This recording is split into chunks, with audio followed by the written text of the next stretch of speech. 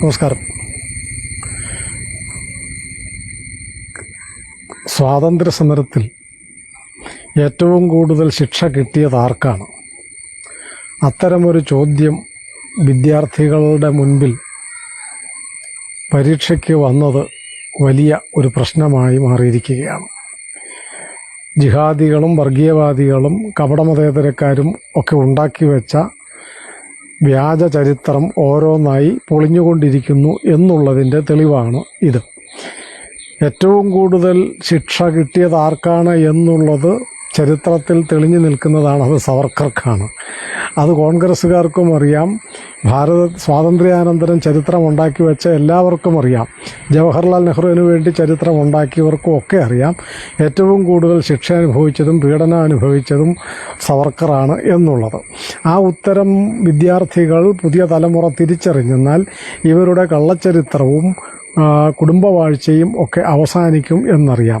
അതിൽ വളരെ വിചിത്രമായ ഒരു കാര്യം, MK മുനീർ പറഞ്ഞിരിക്കുന്നത് ഇത് RSSൻ്റെയും BJPയുടെയും അജണ്ട ആണ് ഈ ചോദ്യം എന്നാണ്.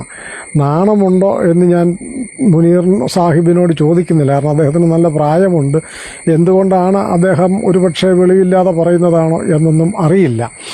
ഏതായാലും മുനീറിനോട് ചോദിക്കാനുള്ള ഒരു ചോദ്യം, 1-2 ചോദ്യങ്ങൾ, അതല്ലാതെ ഭാരതത്തെ വിഭജിച്ച മുസ്ലിം ലീഗിൻ്റെ പേരായിരുന്നോ ഏറ്റവും കൂടുതൽ സ്വാതന്ത്ര്യ സമരത്തിൽ പീഡനം അനുഭവിച്ചത് അല്ലെങ്കിൽ ശിക്ഷ അനുഭവിച്ചത് എന്നായിരുന്നു പറയേണ്ടിയിരുന്നത്. ഹിന്ദുക്കളെ കൂട്ടക്കൊല ചെയ്യുകയും അമ്പലങ്ങളൊക്കെ കത്തിക്കുകയും അടിച്ചു തകർക്കുകയും ചെയ്ത വർഗീയവാദിയായ ഭീകരവാദിയായ വാര്യൻ കുന്നനെ ഏറ്റവും കൂടുതൽ ശിക്ഷ അനുഭവിച്ച ആളായിട്ട് പഠിപ്പിക്കണം എന്നായിരുന്നു MK മുനീർ ഉദ്ദേശിച്ചത്. അങ്ങനെ ഓരോരുത്തരുടെയും ചരിത്രം എടുത്തുകൊള്ളൂ. നിങ്ങൾ അന്വേഷിക്കുന്ന ചരിത്രം തന്നെ, നിങ്ങൾ എഴുതി വെച്ച ചരിത്രം തന്നെ എടുത്താൽ മതി ആരാണ് ഏറ്റവും കൂടുതൽ ശിക്ഷ അനുഭവിച്ചിട്ടുള്ളത് എന്ന്.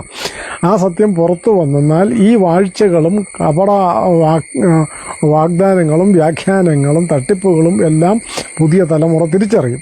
അങ്ങനെ വരാതിരിക്കണം എന്നുള്ളതാണ് ഇവരുടെ ആഗ്രഹം. ഈ ചോദ്യം വന്നതിപ്പോൾ അവരെ മുഴുവൻ കുഴക്കിയിരിക്കുകയാണ്.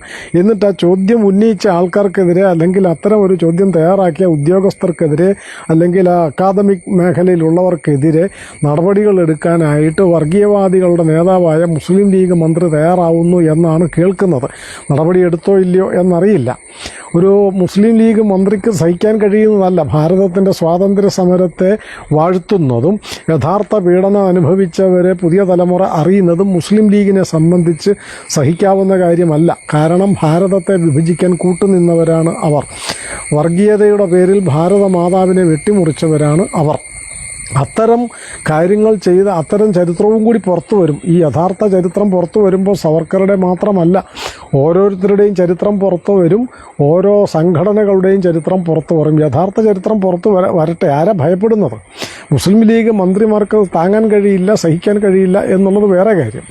ഏതായാലും സ്വാതന്ത്ര്യ സമരത്തിലെ യഥാർത്ഥ പോരാളികൾ ആരായിരുന്നു എന്നും സ്വാതന്ത്ര്യ സമരത്തിൽ ഏറ്റവും കൂടുതൽ പീഡനം അനുഭവിച്ചവരാരായിരുന്നു എന്നും ഒക്കെ പുതിയ തലമുറ ഇനി പഠിച്ചേ തീരൂ. അവർ പഠിക്കാൻ തയ്യാറായിരിക്കുന്നു. നിങ്ങൾ ജെൻസി എന്നൊക്കെ പറഞ്ഞ് ആക്ഷേപിക്കുന്നില്ല, അല്ലെങ്കിൽ അവരെ മറ്റു തരത്തിൽ ദുരുപയോഗിക്കാൻ ശ്രമിക്കുന്നില്ലേ? ആ കൂട്ടത്തിൽ ഇതും കൂടി നടക്കും. അവർ വസ്തുത എന്താണെന്ന് പഠിക്കും. നിങ്ങളുടെ ചീട്ട് അതിന് ആവശ്യമില്ല. അവർ ചരിത്രം എന്താണെന്ന് പഠിക്കും.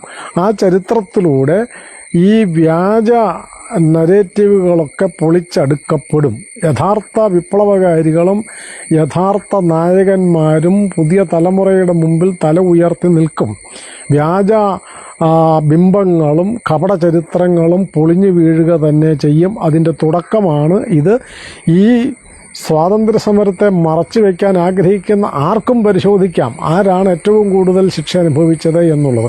ബ്രിട്ടീഷുകാർ ആർക്കാണ് ഏറ്റവും കൂടുതൽ ശിക്ഷ വിധിച്ചിട്ടുള്ളത്, ആരാണ് ഏറ്റവും കൂടുതൽ പീഡനം അനുഭവിച്ചത് എന്നുള്ളത് പഠിക്കുക തന്നെ വേണം. MK മുനീറിന് പ്രായമായതിൻ്റെ അസ്കിതയാണോ എന്നറിയില്ല, അതോ മുസ്ലിം ലീഗിൻ്റെ ഈ തട്ടിപ്പ് തിരിച്ചറിയപ്പെടുന്നു എന്നുള്ളതിൻ്റെ വ്യാകുലതയാണോ എന്നും അറിയില്ല. ഏതായാലും യഥാർത്ഥ ചരിത്രം പുറത്തു വരട്ടെ, പുതിയ തലമുറ പഠിക്കട്ടെ, വ്യാജന്മാരുടെ പൊയ്മുഖങ്ങളൊക്കെ പുറത്തു വരട്ടെ. നമസ്കാരം.